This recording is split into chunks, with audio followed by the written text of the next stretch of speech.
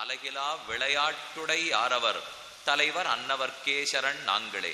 இது இத்தனை ஒரு லீலையாக விளையாட்டாக எவன் செய்து விடுவனோ அந்த பரபிரம்மத்துக்கு நம்முடைய நமஸ்காரங்கள் என்ன சாதிக்கிறார் கம்பநாடர் கம்பராமாயணத்தினுடைய ஆரம்பத்தில். அப்போ இதை பார்த்தாலே நாம தெரிஞ்சுக்க வேண்டியது, சிரமப்படாமல் தன்னுடைய திருமேனியுள் ஒரு விகாரம் இல்லாமல் எம்பெருமான் சிருஷ்டிக்கிறான். அதைத்தான் கீழே ஸ்லோகத்திலே அவிகாராய சுத்தாய நித்யாய பரமாத்மனே சதைக ரூபரூபாய விஷ்ணவே சர்வஜிஷ்ணவே என்று தன் திருமேனிக்கு ஒரு விதமான விகாரம் இல்லாமல் தான் இருக்கிறபடியே சிருஷ்டிக்கிறான்.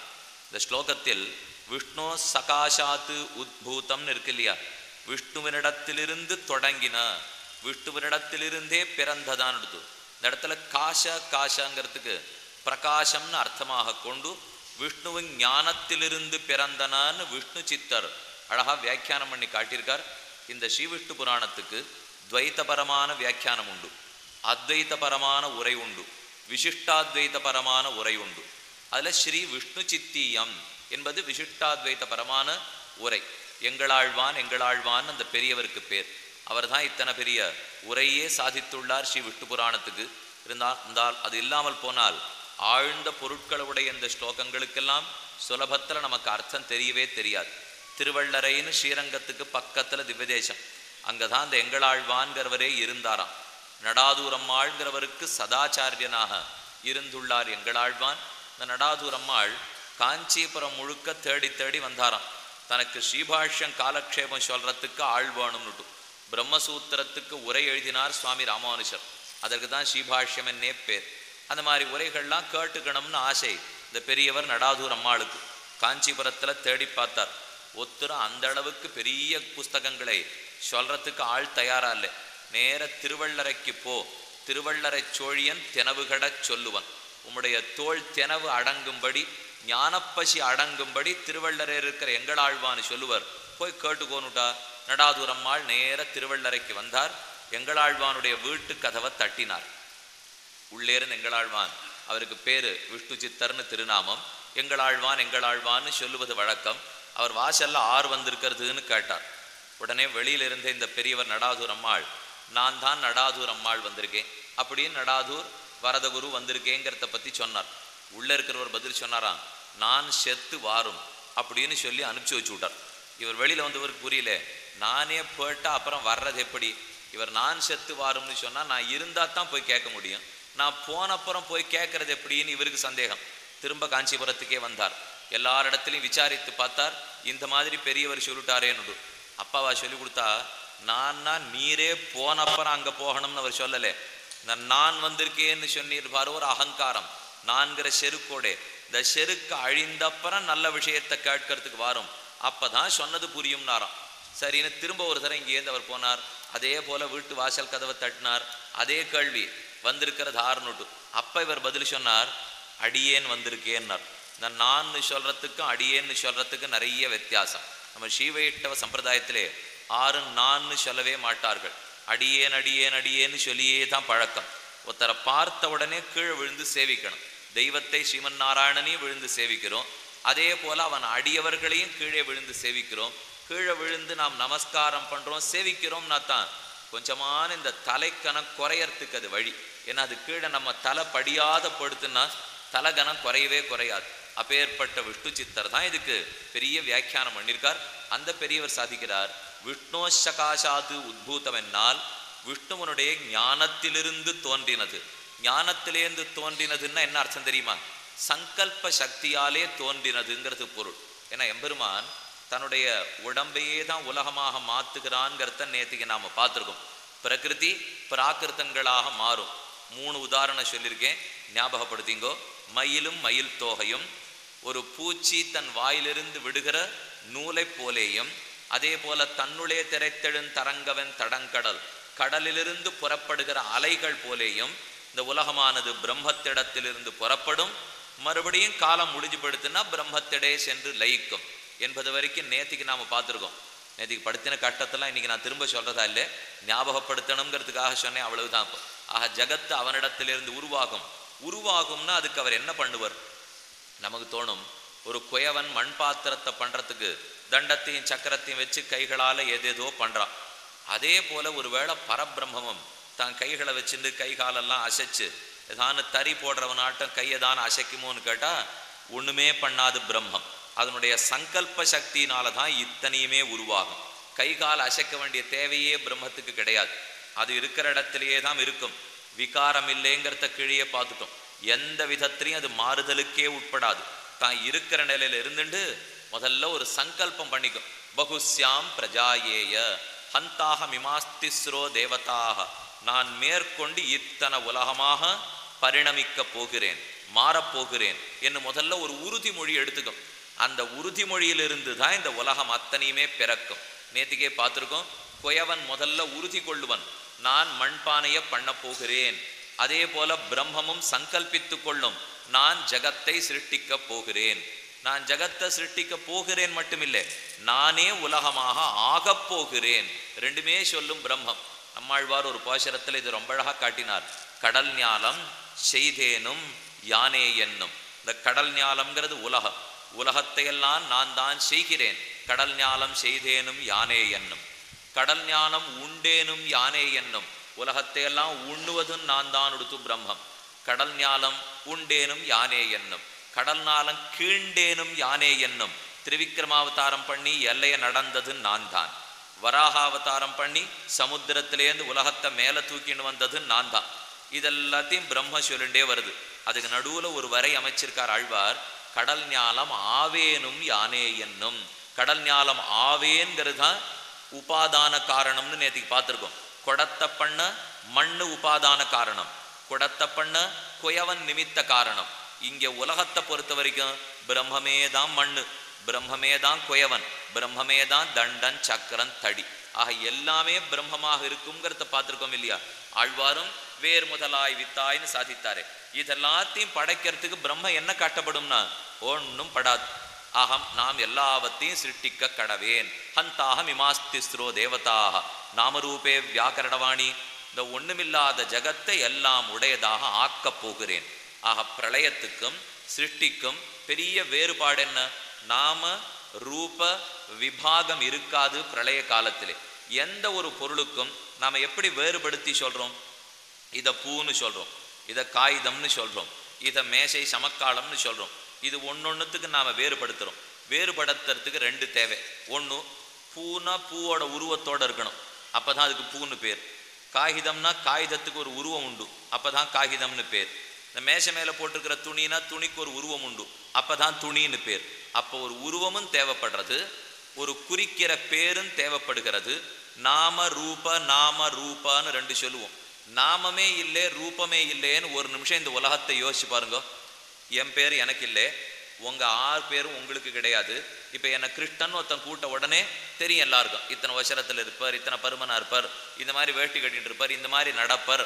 இதோட தொடர்பு படுத்தித்தான் என்னை பற்றி உலகம் தெரிஞ்சுக்குமே தவிர, இல்லைன்னா ஒரே கிருஷ்ணன்கிற பேரில் எத்தனை பேர் இருக்கா? கிருஷ்ணன்னு சொன்ன உடனே ஒரு தொடர்பு நமக்கும் தோன்றது இல்லையோ? ஆக நாமம் ரூபம் இன்ன உருவத்தோட இன்ன பேரோட இருக்கிறோங்கிற வச்சு தான் உலகத்தை நம்ம வேறுபடுத்தவே முடியும். அந்த வேறுபாடு தோன்றித்துன்னா அப்ப உலகம் படைக்கப்பட்டு விட்டதுன்னு அர்த்தம். இந்த வேறுபாடே இல்லாமல், நாமமோ ரூபமோ வேறுபாடு இல்லாமல் ஒரே மாதிரி கிடந்ததுன்னா அதுக்கு தான் பிரளயம்னு பேர். அந்த பிரளயத்திலே நாம ரூப விபாகம் இருக்காது. சிருஷ்டியில் நாம ரூப வேறுபாடு வந்துவிடும். இதுதான் பிரளயத்துக்கு சிருஷ்டிக்கும் இருக்கிற பெரிய வித்தியாசம். பிரளயத்திலேயும் பிரம்மமே தான் இருக்கும், சிருஷ்டித்த பிற்பாடும் பிரம்மமே தான் இருக்கும்.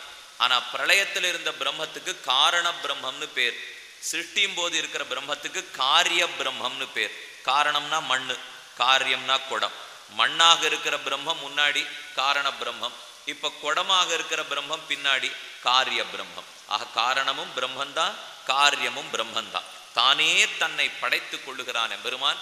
அதைத்தான் நேத்திக்கு பார்த்தோம். படைக்கப்படுபவனும் அவனே, படைப்பவனும் அவனே, காப்பவனும் அவனே, காக்கப்படுபவனும் அவனே. ரெண்டுமே பிரம்மங்கிறத பார்த்தோம். சங்கல்ப சக்தியை கொண்டுதான் பிரம்மமானது சிருஷ்டிக்கும். சிருஷ்டித்தை எடுத்து பஞ்சீகரணம், ஒரு கலப்படத்தை பற்றி சொன்னேன் இல்லையா? நான் 5 எப்படி சேர்த்து கலக்கிறது பிரம்மம்னுட்டு கலப்படமும் ஆகி முதல் சரீரம் தயார், உடலை தயார் பண்ணிவிட்டு ஜீவாத்மாக்கள்லாம் ஒரு பக்கம் பிரம்மத்தினுடைய திருமேனியில் ஒட்டின்னு இருக்காளே, இவா எல்லாருடைய கணக்கு வழக்குகளையும் எடுத்து பார்ப்பன் சீமன் நாராயணன். ஆறாருக்கு எவ்வளவு புண்ணியம், எவ்வளவு பாபம். இதுல பிரம்மாங்கிற பதவிக்கு வர தகுந்தா போலே நிறைய புண்ணியம் பண்ணி ஒருத்தர் வச்சிருந்தா அந்த ஜீவாத்மாவை எடுத்து பிரம்மா சரீரத்துக்குள்ளே வச்சுடுவான். சாஸ்திரம் சொல்றது, யுககோட்டி சஹசிராணி விஷ்ணு ஆராத்திய பத்மபூகு புனஸ்திரைலோக்கிய தாத்திருத்வம் பிராப்தவானிதி சுஷ்ரும. யுககோட்டி சஹசிராணி, கோட்டி கோடி ஆயிரம் ஆண்டுகள் தாமர புஷ்பங்களாலே அர்ச்சனம் பண்ணி பிரம்மாங்கிற பதவியை பெற்றிருக்கிறாராம் இந்த பிரம்மா. அது ஒரு பதவி தான், அது ஒரு தனியா ஆள் கிடையாது. பிரம்மாங்கிறது ஒரு பதவி, இந்திரன்கிறது ஒரு பதவி, வருணன்கிறது ஒரு பதவி. அந்த பதவியெல்லாம் மாறிக்கொண்டே இருக்கும். பதவிகளை பார்த்து விஸ்வக்சேனர்ங்கிற திருமாலுடைய சேனாபதி அவர் தான் இந்த பதவிகள்லாம் மாத்தின்னு இருப்பார். நீங்க கோவிலுக்கு பறிச்ச விஸ்வக்சேனருடைய விக்கிரகத்தை சேவிச்சிருக்கலாம். கையில இந்த மாதிரி தன்னுடைய திருவிரலை காட்டின்னு இருப்பார். இந்த விரல் இப்படி இருந்ததுனாலே இதை வச்சுத்தான் நான் உலகத்தையே ஆட்டிவிக்கிறேங்கிறது பொருள். அந்த விஸ்வக்சேனரை பத்தி தான் இந்த ஸ்லோகம் சொல்லிட்டு இருக்கும். சுக்லாம் பரதரம் விஷ்ணும் சசிவர்ணம் சதுர்புஜம் பிரசன்னவதனம் தியாயேது சர்வவிக்னோபசாந்தையே யஸ்ய விரதவக்திராத்யா பாரிஷத்யா பரஸ்வதம் விக்னன் நிக்னந்தி சததம் விஸ்வக்சேனம் தமாஸ்ரயே. இந்த ஸ்லோகம் சஹஸ்ரநாமத்தினுடைய ஆரம்பத்தில் எல்லாரும் சொல்றோம் இல்லையா? அவர் தான் உலகத்தையே ஆட்டி படைக்கிறார். திருமாலுடைய அருளை கொண்டு அவர் மூலமாத்தான் பிரம்மா இந்த பதவி காலம் கொடுக்கப்பட்டு உட்காத்தி எடுத்துப்போ. இனிமே பண்ண வேண்டியது பிரம்மாவனுடைய வேலை. அவர் மேற்கொண்டு சிருஷ்டிக்கணும். இத்தனை நாழி சிருஷ்டியை எம்பெருமான் பிரம்மம் ஸ்ரீமன் நாராயணன் பண்ணிவிட்டான். இனிமே மகனே உன் சமர்த்து சொல்லிட்டு விட்டுடுறோம் இல்லையோ. இனிமே அவர் வச்சுன்னு எப்படி சிருஷ்டிக்கணுமோ சிருஷ்டிக்க வேண்டியதான். இவர் போய் திருப்பார்கடல்ல சயனிச்சு விடுவார். திருமால் வைகுந்தத்திலேருந்து இத்தனையை சிருஷ்டித்து முடித்து பிரம்மாவுக்கு பதவியை கொடுத்து நீர் மேல சிருஷ்டிப்பீர்னு சொல்லி தாம் போய் திருப்பார்கடல்ல சயனித்துட்டான். இப்ப பிரம்மா சிருஷ்டிக்க ஆரம்பிக்கணும்னா அவருடைய காலம் எவ்வளவு, ஆயுள் எவ்வளவுன்னு நாம தெரிஞ்சுக்கணும் இல்லையா? அதனாலதான் இப்ப 3வது அத்தியாயத்திலே முதல் அம்சத்திலே பிரம்மாவனுடைய ஆயுள் கணக்கை சொல்லுவதற்கு தொடங்குகிறார். பிரம்மாவனுடைய ஆயுஷை தெரிஞ்சிட்டோம்னா நமக்கு கண்டிப்பா பிரம்மாவா போறதுக்கு ஆசை வரவே வராது. அவ்வளவு ஆயுஷ் இருக்கு அவருக்கு. நாம 60-70 வருஷம் இருக்கிறதுக்குள்ளே இத்தனை பாடுபடுறோம். பிணி, பசி, மூப்பு, துன்பம் ஆதலால் பிறவி வேண்டேன் அரங்கமா நகருளானேன்னு. இந்த பிரம்மாவனுடைய பதவி காலம் மட்டும் நமக்கு கிடைச்சதோ பாட்டுண்டே இருக்க வேண்டியதான். ஒரு ஜலதோஷம் பிடிச்சா கூட தீக்கிறதுக்கு ஆயுசு போறவே போறதில்லை. அவ்வளவு கட்டப்படுறார் பிரம்மா. இங்கே ஆறாரந்தாலும் சிரமப்படுகிறார்கள். ஆ பிரம்ம புவனான் லோகாக புனராவர்த்தினோர்ஜுன. பிரம்மாலோகத்திலேருந்து நம்ம லோகம் வரைக்கும் அடிபட்ட பந்த போல மேலும் கீழும் போயிட்டு தான் இருக்க போறோம். இது மொத்தத்திலேருந்து விடுபட்டாத்தான் ஸ்ரீமன் நாராயணனுடைய திருவடிகள் கிடைக்க போறதே தவிர பிரம்மா பதவி இப்ப நம்மாழ்வார் இருக்கார், நமக்கு பிரம்மாங்கிற பதவி கொடுக்குறேன் வாங்கிக்கிறீரான்னு கேட்டா கண்டிப்பா அவர் வாங்கி போறது கிடையாது. எனக்கு என்னத்துக்கு இந்த தலைவேதனை? இப்போ என்னமோ சிருஷ்டிக்கணுமா பார்த்துக்கணுமா, இதெல்லாம் தேவையில்லாது. ஒரு பக்தனா இருந்துட்டு போறேன்னு பெரியோர்கள்லாம் சொல்லி விடுவார்கள். திருப்பாணாழ்வார் என்ன சாதித்தார்?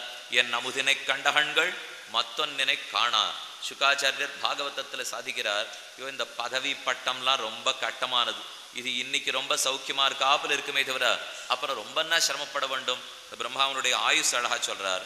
நிஜேன தஸ்ய மானேன ஆயுர் வருஷசதம் ஸ்மிருதம் தத் பராக்கியம் தத் அர்த்தஞ்ச பரார்த்தம் அபிதீயதே காலஸ்வரூபம் விஷ்ணோச்ச யன்மயோக்தம் தவானக தேன தஸ்ய நிபோதத்வம் பரிணாமோபபாதனம் காஷ்டா பஞ்சதசாக்கியாதா நிமேஷா முனிசத்தம காஷ்டா திரிம்ஷத் கலா மௌகூர்த்திகோ விதிஹி தாவத் சங்கைரஹோராத்திரம் முகூர்த்தைர் மானுஷம் ஸ்மிருதம் அஹோராத்திராணி தாவந்தி மாசப்பக்ஷத்வயாத்மகः தைஹி ஷட்பைரயனம் வருஷம் த்வே அயனே தக்ஷிணோத்தரே அயனம் தக்ஷிணம் ராத்திரிஹி தேவானாம் உத்தரம் தினம் திவ்யைஹி வருஷசஹஸ்ரைஸ்து கிருதத்ரேதாதி சம்ஞிதம் சதுர்யுகம் துவாதசபிஹி தத்விபாகம் நிபோதமே.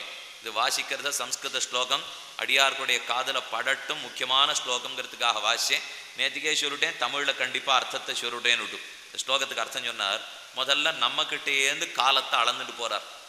ஏன்னா நம்ம காலத்தை பத்தி தான் நமக்கு தெரியும். திடீர்னு பிரம்மாவை பத்தி சொல்ல ஆரம்பிச்சா நமக்கு புரியாது. தெரிஞ்சதை வச்சுத்தான் பெரியோர்கள் என்னைக்குமே தெரியாததை நமக்கு புரிய வைப்பார்கள்.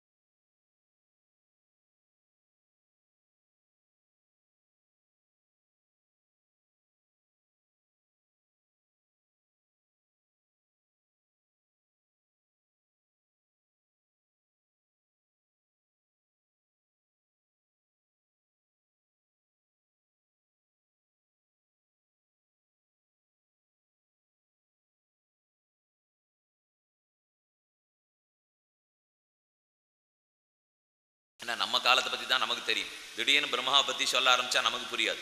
தெரிஞ்சதை வச்சுத்தான் பெரியோர்கள் என்றைக்குமே தெரியாததை நமக்கு புரிய வைப்பார்கள்.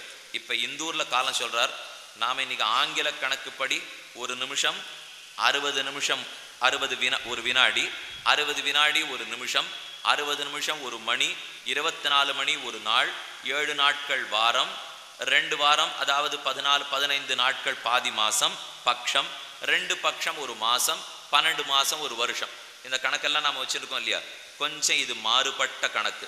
அதே மாதிரி இந்த இடத்துல சொல்லிட மாட்டார். இங்க முக்கியமான மாறுதல் 360 நாள் தான் வைதிக முறைப்படி ஆண்டுக்கு. இன்னைக்கு நாம் ஆங்கில முறைப்படி வச்சிருக்கிறது 365 நாள்.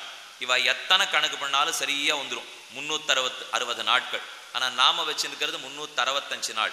எப்படின்னு பார்ப்போம். இவர் சொல்றார், 15 நிமிஷங்கள் கொண்டது ஒரு காஷ்டை. இந்த இடத்துல நிமிஷம்ங்கிறது நாம சொல்ற 60 வினாடி நிமிஷம் அன்று.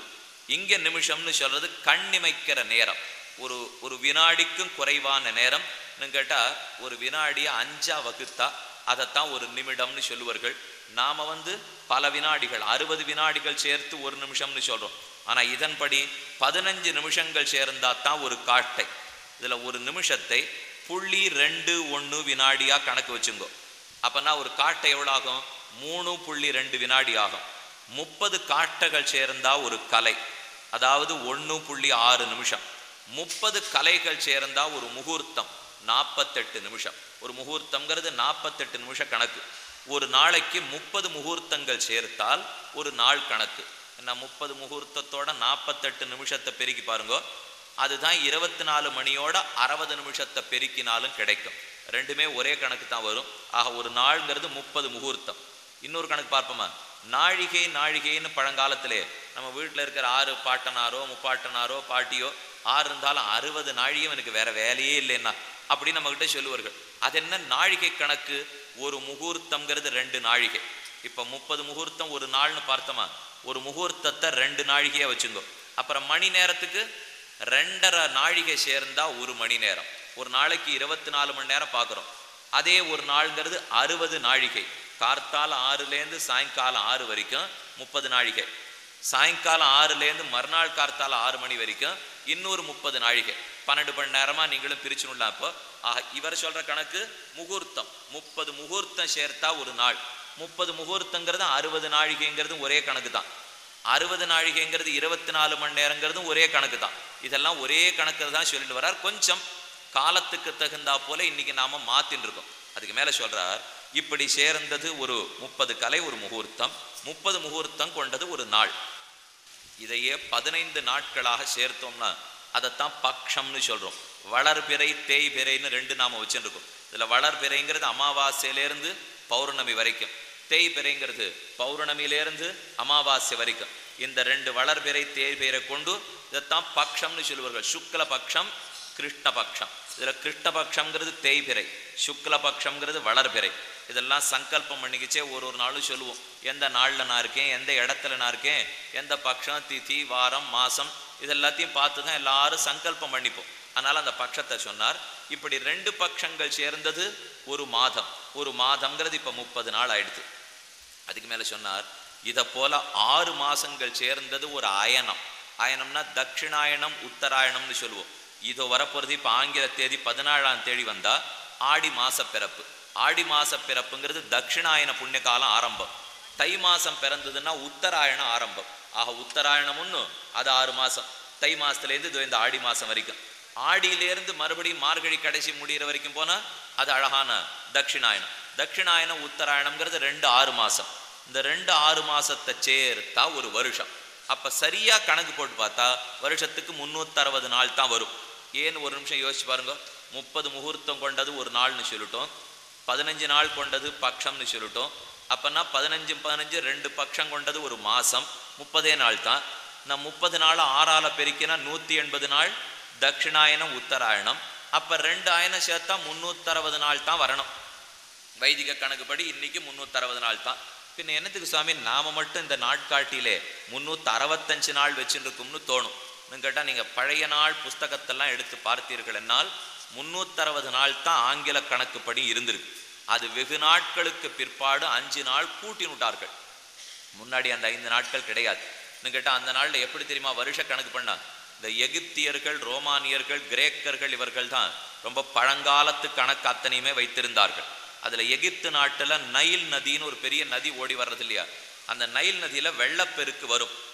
அது வந்துட்டு திரும்ப வெள்ளப்பெருக்கு எப்போ வருகிறதோ இதற்கு இடைப்பட்டதைத்தான் ஆண்டு சம்வத்சரம்னே அவ வச்சுருந்துருக்கா. அது சரியா 360 நாளைக்கு ஒரு தரம் வருமா. இன்னும் கேட்டால் நம்ம தேசத்திலேயே சில ஊர்லெல்லாம் இன்னைக்கு மழை ஆரம்பிச்சிடும், பருவக்காற்று பருவமழை இன்னைக்கு ஆரம்பிக்கும்னு சொல்றா. அது என்னமோ தெரியல, நம்ம தமிழகத்துக்கு மட்டும்தான் இவ்வளவு கட்டம். இப்போ இது என்னைக்கு பருவமழை என்னைக்கு பருவக்காற்று எதையும் தெரிஞ்சுக்கிறதுக்கு வழியே கிடையாது. ஆனால் இதே மும்பை பக்கம் போங்க, இன்ன மாதம் இன்ன தேதி இப்போ கொட்ட ஆரம்பிக்கும், என்ன சரியா துல்லியமாக கணிச்சு சொல்லிட்டாலும் இல்லையோ, இது இன்னைக்கே இருந்தால் அன்னைக்கு இல்லாத இருந்திருக்குமா. எகிப்து நாட்டில் நைல் நதி வந்துட்டு வடிஞ்சு மறுபடியும் ஒரு தடவை வெள்ளப்பெருக்கு ஏற்பட்டால் 360 நாள். இதைத்தான் அன்னைக்கு கணக்காக வச்சுருந்துருக்கா. பின் என்னமா சுவாமி இது 365 ஆச்சுன்னா ஒரு 5 நாள் கூட்டி விட்டா. இந்த கூட்டினது என்ன, சின்ன வயசுலேருந்தே நமக்கு பள்ளிக்கூடத்துக்கு போகிறச்சவே இந்த முட்டி முண்டு கணக்கு சொல்லி கொடுப்பா, எல்லாருக்கும் ஞாபகம் இருக்கும். இப்போ இதில் சொல்லிட்டு வர்றதெல்லாம் 31ஆம் தேதி, இந்த கீழே சொல்லிட்டு வர்றதெல்லாம் 30 தேதின்னு சொல்லிட்டே வந்தாளா. இப்போ ஒரு ராஜா தம் பேரில் பெருமை உலகத்தில் பரவணுங்கிறதுக்காக ஒரு தேதி அந்தந்த மாசத்துல கூட்டுறதுக்காக ஆரம்பிச்சான். அந்தந்த மாசத்தெல்லாம் நீங்க பார்த்தீங்கன்னாலே அந்த ராஜாவுடைய பேர் சேர்ந்தே தான் வரும். அவர்கள்லாம் இந்த தேதியை கூட்டிகிட்டே போனான். பார்த்தா கடைசியில் நாள் அதிகமாக படுது.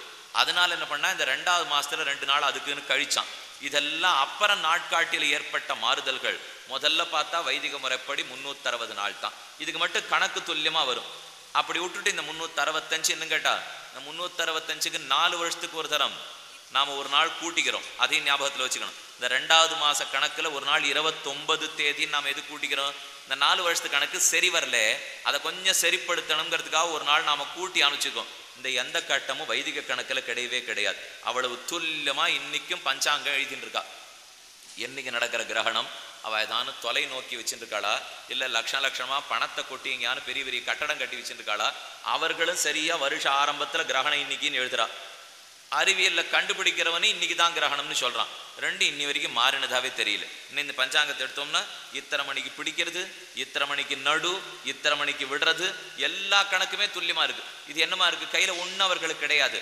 காரணம் துல்லியமாக பெரியோர்கள் போட்டு கொடுத்த கணக்கு. அதனால் வைதிகத்திலே என்னமோ 10ஆம் பசலித்தனமாக பேசின்னு இருப்பா, நாம தான் அறிவியலில் முழுக்க தெரிஞ்சுட்டோங்கிறது தவறான எண்ணம்.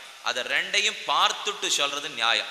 ஆங்கிலத்தையும் பார்த்துட்டு அறிவியல் படிப்பையும் வைதிகத்தையும் பார்த்துட்டு அப்புறம் சொல்றது நியாயம். இந்த ரெண்டுல ஒண்ணை மட்டும் பார்த்துட்டு இது சரி அது தப்புன்னு சொன்னோம்னா அது தவறான அபிப்பிராயம். அதனால 360 நாட்கள் இதன்படி கொண்டவை. அதுக்கு மேலதான் இப்ப பிரம்மாவனுடைய ஆயுஷை பத்தி நாம பார்த்துட்டு இருக்கோம். இது கணக்கு நம்ம ஆயுளை பத்தி சொல்லி முடிச்சு விட்டார். நமக்கு 100 வருஷம் சாஸ்திரம் சதாயுர்வை புருஷகான்னு சொல்லித்து 100 வயசு உனக்குன்னு. இதுல யாருக்குமே மாறுதல் இல்லை. பிரம்மாவுக்கு 100 தான் வயசு, எனக்கு 100 தான் வயசு. ஆனா 100 வயசு சீக்கிரம் முடிஞ்சு படுறது. ஆனா பிரம்மாவனுடைய 100 வயசு சீக்கிரம் முடியறது கிடையாது. இப்ப நமக்கு இந்த மாதிரி ஒரு ஆண்டுன்னு பார்த்துட்டோமா, இதுல தேவர்கள் 3வது உலகத்துல தேவேந்திரனுடைய பட்னம் இருக்கு. மொத்தம் மேல 7 உலகம், கீழே 7 லோகங்கள். நாம இருக்கிறது நடுவான பூமி. பூமியோட சேர்த்து மேல 7, பூஹு புவஹ சுவஹ மஹஹ ஜனஹ தபஹ சத்தியம். இதெல்லாம் மேல இருக்கிற 7 லோகம். இதுல சத்தியலோகம்ங்கிற 7வது லோகத்துல தான் பிரம்மா உட்காண்டிருப்பார்.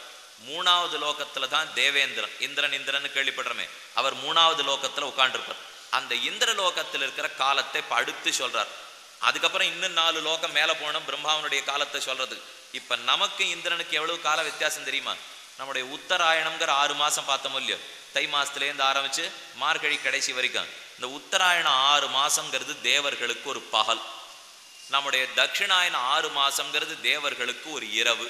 நமக்கு 360 நாள் கொண்ட ஒரு ஆண்டு கழிந்தால் தேவர்களுக்கு ஒரு நாள் கழியும். போரும் அடுப்பு யாரானு நாள் வச்சு கொடுக்கறதுக்குள்ளே இது இன்னதன்னதுன்னு சொல்லிடவே முடியாது. 360 நாள் தாண்டினாத்தான் அவர்களுக்கு ஒரே ஒரு நாள் போகும். இதே போல அவர்களுக்கு 360 நாள், இதே போல அவர்களுக்கு ஒரு ஆண்டு, அவர்களுக்கு தனக்கு 100 வயசு. இந்த மாதிரி பல பல பல பல 1000 ஆண்டுகள் போகணும். தேவர்களுடைய காலக்கணக்கின்படி 12,000 ஆண்டுகள் போனால் ஒரு சதுர்யுகம் போயித்துன்னு அர்த்தம். இதுல இப்ப யுக கணக்கை மட்டும் சொல்றேன். கிருத்த யுகம், திரேதாயுகம், துவாபர யுகம், கலியுகம், இன்னும் 4 யுகங்கள் வச்சுருக்கோம். இந்த 4 யுகத்தையும் சேர்த்து மனுஷனுடைய ஆண்டு கணக்குப்படி எத்தனை வருஷம் வரும் தெரியுமா? 43,20,000 ஆண்டுகள். ஒரு 4 யுகம் போகணும்னா கிருத்த, திரேதா, துவாபர, கலியுகம். இந்த 4 போகணும்னா 43,20,000 ஆண்டுகள் கழியணும். நல்ல வேளை நாம் இப்போ கடைசி கலியுகத்தில் தான் இருக்கும். இதுக்கு முன்னாடி கிருத்த, திரேதா, துவாபர யுகங்கள் முடிஞ்சு படுது. இது நமக்கு தோணும் கலி தான் ரொம்ப நீண்ட கணக்கு போல் இருக்குன்னு. இல்லை, இருக்கிறதுலையே கலியுகம் தான் குறவு.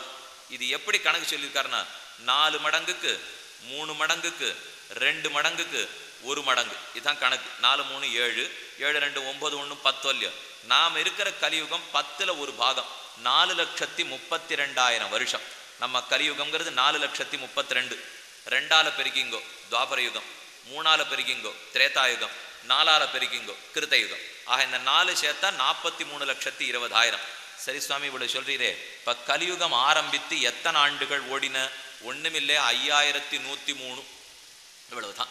இந்த கலியுகத்தினோட ஆரம்பத்திலேருந்து இது வரைக்கும் வந்திருக்கோம். இப்போ இதுவே இந்த கலி படுத்துற பாடு நம்மளை தாங்கலைன்னா இன்னும் 4,27,000 ஆண்டுகள் ஓட்டினா இந்த தர்மம் எப்படி ஏற்பட போறதுன்னு தெரியல. கண்ணன் சொன்ன ஸ்லோகம் எல்லாருக்கும் தெரியும். யதா யதாகி தர்மஸ்ய கிலானிர்பவதி பாரத அபியுத்தானம் அதர்மஸ்ய ததாத்மானம் சிருஜாமியகம்.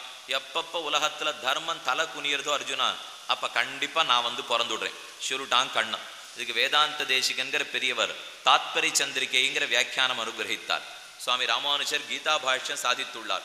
அந்த பெரியவர்கள்லாம் சொல்றா, தர்மம் தலையை குனிஞ்சுதுன்னா பிறந்துருவேன்னு விட்டான். தர்மம் அழிந்தா பிறப்பேன்னு கண்ணன் சொல்லலை, தர்மம் தலையை குனிந்தா பிறப்பேன்னா. இன்னும் பிறக்கல இல்லையா? கலியுகத்திலே கண்ணனுடைய பிறவி கல்கி அவதாரம் எப்பவோ கடைசியில நடக்கும்னு சொல்லிருக்கோம். கிருஷ்ணாவதாரம் துவாபர யுகத்தினுடைய கடைசியில முடிஞ்சு படுத்து முன்யுகத்தின் கடைசியில். இப்ப இது வரைக்கும் கிருஷ்ணாவதாரம் நடக்கலை. உடனே ஒருத்தர் எழுந்தது சொன்னார், அப்ப நிச்சயமா சொல்லலாம் தர்மத்துக்கு தலைக்குனிவி ஏற்படவில்லை, அதனால தானே கண்ணன் பிறக்கலை. கண்ணன் பொய் சொல்ல போறதில்லை. இப்போ நிச்சயமா சத்திய வாக்கியம்தான். அவனே பார்த்து நான் தர்மத்துக்கு தலைக்குனிவி ஏற்பட்டா பிறப்பேன்னு சொல்லி இன்னும் பிறக்கலைன்னா தலை குனியலேன்னு அர்த்தம். தலை குனியாத்துக்கே தர்மம் இந்த பாடுபட்டுதுன்னா இன்னும் தலைய வேற குனிய ஆரம்பிச்சதுன்னா தர்மத்துக்கு இது எத்தனை பாடு உலகம் படுங்கிறதே தெரியாது. ஆக நாம இருக்கிறது இப்ப கலியுகத்தே 4,32,000 ஆண்டுகள். இது 2ஆல பெருக்கி 3ஆவது பெருக்கி 4ஆவது பெருக்கணும்னா 43,20,000. ரொம்ப சுலபமான கணக்கு. இத்தனை நாள் உங்களுக்கு புரிஞ்சிருக்கணும். 43,20,000 360ஆல வகுத்தால் தேவமான கணக்கு உடனே தெரிஞ்சு போடும். ஏன்னா நம்முடைய ஒரு நாள்ங்கிறது, நம்முடைய ஒரு வருஷம்ங்கிறது அவர்களுக்கு ஒரு நாள்னு பார்த்துட்டோமா, அப்ப நமக்கு 360 ஆண்டுகள் போனாத்தான் அவர்களுக்கு ஒரு ஆண்டு கழியும். இப்ப நம்ம கால கணக்குப்படி 43,20,000 360ஆல வகுத்துட்டோம்னா 12,000 ஆண்டுகள். ஆக தேவர்கள் கணக்காலே 12,000 ஆண்டு கழிந்தால் ஒரு சதுர்யுகம் தொலையும். கிருதயுகம், திரேதாயுகம், துவாபர யுகம், கலியுகம், இது 4 சேர்த்த சதுர்யுகம் முடிஞ்சு போடும். இந்த சதுர்யுகத்தையும் அந்த மாதிரி மட்டும் அவர் சொல்லல. இதுல இந்த 12,000 மொத்தம் சொன்னார் இல்லையா, 12,000 4 3 2 1ன்னு பிரிச்சா என்னாகும்? 1,200, 2,400, 3,600, 4,800. இதை கூட்டினோம்னா இப்ப 12,000 கணக்கு வந்துடும் தேவர்கள் கணக்குப்படி. இந்த 4,800ங்கிற கிருதயுகம் இருக்கே, அது மொத்தம் 4,800 இருக்காதான். ஒரு யுகத்துக்கு நடுவில் சந்தி சந்தின்னு ஒன்று உண்டு. யுக சந்தி. கிருத்தயுகம் முடிந்து திரேதாயுகம் ஆரம்பிக்கிறதுக்கு நடுவுல சந்தி இருக்கும். இதை பிரிச்சுக்க வேண்டிய முறை எப்படின்னா, கிருத்தயுகம்ங்கிறது 4,000 வருஷம். அப்ப மிச்சம் 8,000 எங்க போகும்? இந்த பக்கம் 400, அந்த பக்கம் 400. சந்தினா சேர்க்கை காலம். இப்ப சாயங்காலத்துல சந்தியா வேலைன்னு சொல்றோம். பகலும் இரவும் சேருகிற காலம். விடியற்காலத்தால பிராத்த சந்தியா காலம்னு சொல்றோம். இரவும் பகலும் சேருகிற காலம். ஒரு சேர்க்கைக்குத்தான் சந்தின்னு சொல்லுவார்கள். ஆக 4,800 நடுவுல கிருத்தயுகத்தை 4,000 வச்சுங்கோ. இந்த பக்கம் 400, இந்த பக்கம் 400. அதே மாதிரி அடுத்த திரேதாயுகம் அதை 3,600, 3,000 யுகத்துக்கு வச்சுக்கணும். இந்த பக்கம் 300, அந்த பக்கம் 300. அதே போல அடுத்து துவாபர யுகம் 2,400, நடுவுல யுகத்துக்கு 2,000, இந்த பக்கம் 200, அந்த பக்கம் 200. நம்ம கலியுகம் 1,200, நடுவுல 1000 விட்டுடுங்கோ, இந்த பக்கம் 100, அந்த பக்கம் 100. இப்படிதான் 12,000 தேவமானத்தாலே கணக்கை சொல்லி இது இத்தனையும் தொலைஞ்சதுன்னா ஒரு சதுர்யுகம். 12,000 வருஷம் தேவர்கள் கணக்கால போய் நம்ம கணக்கில் 43,20,000 தொலைந்தால் ஒண்ணு இப்ப பெருசா நடந்துள்ள ஒரே ஒரு சதுர்யுகம் முடிஞ்சிருக்கு. இத போலே 1000 சதுர்யுகங்கள் முடிந்தால் பிரம்மாவுக்கு ஒரு பகல். இந்த பிரம்மா லோகத்துல தான் உட்காந்துருக்காரு.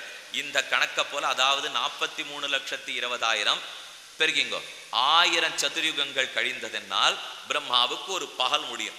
அதே போல இரவு, அதே போல 360 நாள், அதே போல 100 வருஷம். இது இத்தனையும் முடிந்தாதான் பிரம்மாவுக்கு தன் ஆயுசு முடியும். பிரம்மா ஆயுசு முடிஞ்சு படுத்துனா பிரம்மாவையே மாத்தி விடுறான் எம்பெருமான். மறுபடியும் பிரளயம், மறுபடியும் பிரம்மாவை மாத்துகிறான். பிரம்மாவும் ஒத்தர் இல்லை, மேல சொல்ல போறார் அண்டானாந்து சஹசிராணாம் சஹசிராணி அயுத்தானிச்ச. ஓரோர் அண்டக்கட்டாகம். நேற்றுக்கு ஒரு தேங்காய் மட்டை உதாரணம் நம்ம பார்த்துருக்கோம். நடுவுல தேங்காய் சுத்தி, அதுக்கு ஓடு, அதை சுத்தி நாறு, அதை சுத்தி மட்டை. இதே போலத்தான் இந்த அண்டக்கட்டாகம்ங்கிற பெரிய உலகம். இதுல நடுவுல பூமியில நாம இருக்கோம். மேல மேல மேல மேல பிரம்மாவனுடைய சத்தியலோகம், கீழே கீழே கீழே கீழே கடைசியில பாத்தாளம். இது மொத்தத்தையும் சேர்த்து 7 ஆவரணங்கள் சூழ்ந்திருக்கும். இது ஒரு அண்டக்கட்டாகம். இதை போல 100, 1000, 10,000, 10,000 அத்தனைக்கும் ஒன்னொன்னுத்துக்கும் ஒரு பிரம்மா. இது இத்தனையும் சேர்த்துத்தான் ஒரு வினாடி தன் சங்கல்பம் உறுதி மொழியாலே பிரம்மம் இத்தனையும் படைச்சு முடிச்சுடுறது. இதுக்குள்ள நாம எந்த மூலையில இருக்கோம்னு கொஞ்சம் யோசிச்சு பார்த்துக்கணும். இப்போ இந்த 7 சதுர்தச புவனாத்மக மண்டம் தசகுணிதோத்தரஞ்ச ஆவரண சப்தகம். சுவாமி ராமானுஜர் கத்தியத்திரயங்கிறதுல ரொம்ப அழகா இது எல்லாத்தையும் விளக்கி காட்டுகிறார். தசகுணிதோத்தரஞ்ச ஆவரண சப்தகம். இந்த பெருசுக்குள்ளே இவ்வளவு பெரிய 14 லோகத்துல நான் இருக்கிறது ஒரு பூமி. அந்த பூமியில இருக்கிற சப்த தீபத்துல நடு தீபம். அதுல இருக்கிற 9 வருஷத்துக்குள்ள ஒரு வருஷம். அதுல இருக்கிற மேரு பர்வத்தத்துல 4 பகுதிக்குள்ள நான் இருக்கிறது தெற்கு பக்கம். அதுல இருக்கிற எத்தனையோ நாடுகளுக்குள்ள ஒரு நாடு. அந்த நாட்டுல இருக்கிற பல மாநிலங்களுக்குள்ள ஒரு மாநிலம். அங்க இருக்கிற பல பெரியோர்களுக்குள்ளே ஒரு சிற்றூர். இந்த சிற்றூர்ல இருக்கிற பெரிய தெருக்களுக்குள்ளே ஒரு சின்ன தெரு. சின்ன தெருவில் இருக்கிற நிறைய கட்டடங்களுக்கு நடுவிலே ஒரு கட்டடம். கட்டடத்தில் இருக்கிற நிறைய அறைகளுக்கு நடுவிலே ஒரு அறை. அறையில இருக்கிற நிறைய நாற்காலிக்குள்ளே ஒரு நாற்காலி. இதுல உட்காண்டி இவன் தானே ஈஸ்வரன் இருக்கான். இவ்வளவு பெரியத்த பிரம்மம் படைத்து காத்து அழித்து இது ஒன்னொன்னும் ஒவ்வொருத்தனுக்கும் பக்கத்துல வந்து ஜாகிரதையா பார்த்துக்கிறான் எம்பெருமான். ஆனா நானேன்னு அவனிடத்துல நான் போட்டி போட போயிருந்தோம்னா இப்போ விட்டு புராணத்துல இது இத்தனை எதுக்காக சொல்றாரு தெரியுமா? ஓ, இத்தனை பெரியவனா என்ன படைத்தவன், அப்ப கண்டிப்பா அவனிடத்துல நான் பக்தி பண்ணியே ஆகணும். என்ன நம் மனசுல ஒரு ஆதரவு காதல் பொங்கும் அல்லவா?